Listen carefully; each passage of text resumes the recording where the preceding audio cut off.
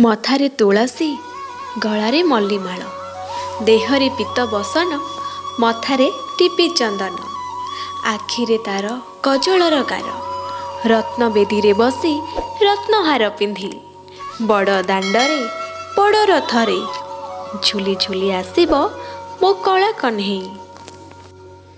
ଗମ୍ଭୀରାରୁ ବାହାରି କଳା ଦିଅରେ ବିଜେ କରିବ ନନ୍ଦୀ ଘୋଷରେ। କାହିଁ କେତେ ଦିନ ଧରି ଭକ୍ତ ଚାହିଁଛନ୍ତି ଚାତକ ପରି, ଚାହିଁ ଦେଲେ ତାର କଳାଶ୍ରୀ ମୁଖ, କାଳେ ଆତ୍ମାକୁ ମିଳିବ ପ୍ରବଳ ସୁଖ।